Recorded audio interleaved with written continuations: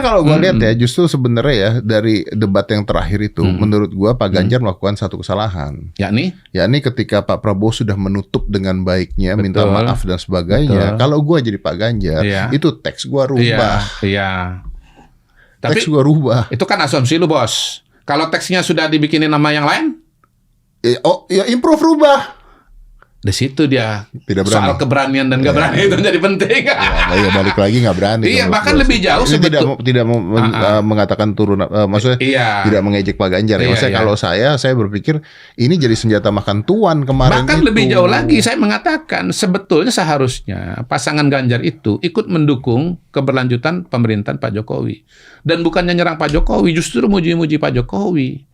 Walaupun kalau saya ada di situ, saya akan bilang walaupun di sebelahnya Pak Prabowo ada Mas Gibran, saya jamin bahwa saya Ganjar dan Mahfud akan lebih Jokowi dibandingkan dengan Prabowo Gibran. Jadikan dirinya menjadi anak ideologis. Anak ideologis. Coba nanya. Itu anak biologis, saya anak ideologis. Iya, apa enggak bergetar gitu nih kan, pendukungnya kan? Pak Jokowi kan? Iya, benar. Nah, kalau dia juga mengidentikan diri dengan Pak Jokowi, kolam yang 80% tadi, kalau belah dua 40-40, Bos. Bisa 3 putaran. 2 putaran. 2 putaran. Lebih gede 40 apa 20? 40. Yang lulus ke putaran kedua siapa? Ganjar dan Pak Prabowo. Gara-gara nyerang, ini naik, ini kempes. Orang Indonesia nggak suka. Itu dia. Makanya jangan nyerang, kata Mas Bambang Pacul itu bener banget. Jangan nyerang orang baik. Jangan nyerang orang cantik. Bang Pacul tuh ada di mana sih? Hah? Bang Pacul tuh ada di mana sih sebenarnya? Beliau itu orang lapangan. Dari kacamata itu aja titik. Dia nggak lihat warnanya apa, posisinya di mana. Kalau dia ngomong realita di lapangan, dia ngomong apa yang terjadi di lapangan, itu aja kita pegang. Iya deh kalau ngomong. Iya. Saya pinjam lagi Mas Bambang Pacul ya. Ini Mas Bambang Pacul ya. Ganjar itu salah pilih galah. Salah pilih galah. Dia sebetulnya sudah pegang galah yang tinggi, yang bisa mengantarkan dia paling tinggi. Yaitu Pak Jokowi. Iya. Tapi dia pilih galah yang lain. Siapa? Lu tadi gue digituin. Kolom komentar. Gue lempar kolom komentar. Siapa nama orang itu? Kolom komentar. Netizen tuh seneng kalau dikasih kesempatan untuk nulis. Tadi gue dipancing kena. Iya. Ya lu kena, gue enggak. Bahkan galah yang panjang dia patahin. Galahnya sendiri dia tendang. Jadi kalau kemudian jam 16, belum ya, udah lewat ya. Itu salah siapa? Gitu. Iya, benar. Itu dia. Pokoknya ya, soal 2024 ini betul-betul soal kesalahan strategi elektoral. Iya. Kalau dari kacamata peneliti kayak saya. Iya, benar. Gitu. Kesalahan elektoral. Nah, tapi sekarang gimana nih?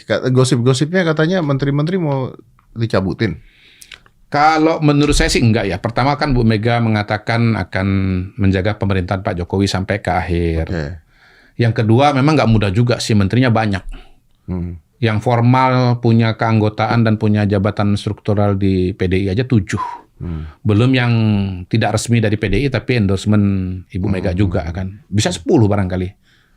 Nah, kemudian yang ketiga, menurut saya sebetulnya antara Ibu Mega dengan Pak Jokowi ini ada faktor pengikat sebetulnya. Apa? Faktor, saya nggak sebut nama ya, kalau sebut inisial ya, karena kalau saya sebut inisial secara langsung ini pasti langsung ketahuan. Saya sebut inisial yang aksen aja, P, gitu.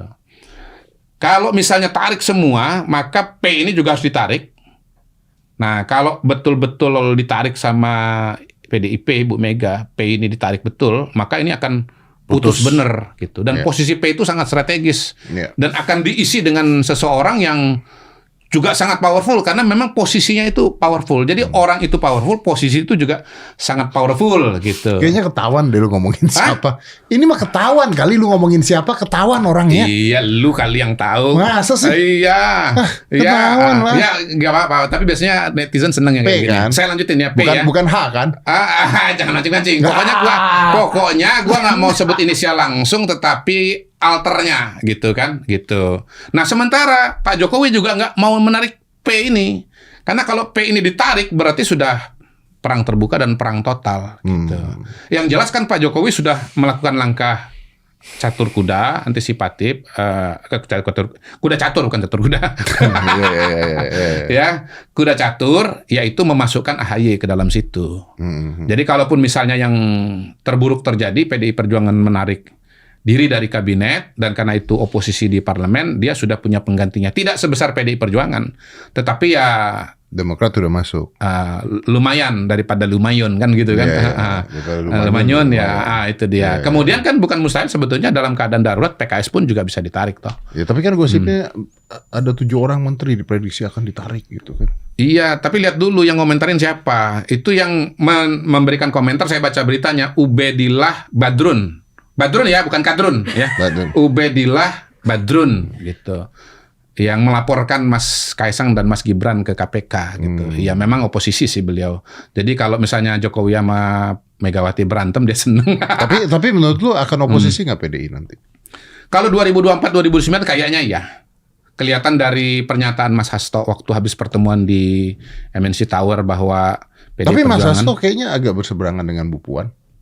Iya, memang dari dulu kan saya selalu mengatakan di PDI Perjuangan itu ada 2 kubu besar, Mas Nanan dengan Mbak Puan, ya. Mas Nanan lebih frontal, Mbak Nanan lebih Mas Nanan lebih frontal, Mbak Puan lebih akomodatif terhadap Pak Jokowi. Dan bahkan saya lebih jauh lagi mengatakan bahwa Mas Ganjar itu adalah calonnya dari kubunya Mas Nanan gitu. Nah, Mas Hasto termasuk di kubu itu. Kalau Bu Puannya maunya konsolidasi gimana? Ya akan terjadi tarik-menarik di dalam. Menurut saya posisi Pak Jokowi yang yang tidak dipecat misalnya juga bagian dari negosiasi itu. Iya kan belum dipecat. Iya. Jadi menurut saya sih Pak Jokowi dan Mas Gibran pun punya pelindung di PDI Perjuangan. Gibran itu masih PDI nggak sih? Hah? Gibran?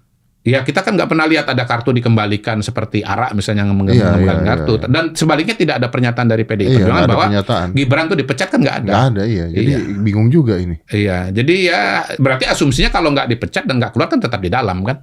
Gitu. Jadi berbeda pilihan politik dan menurut saya sebetulnya pemimpin berbeda pilihan politik itu biasa.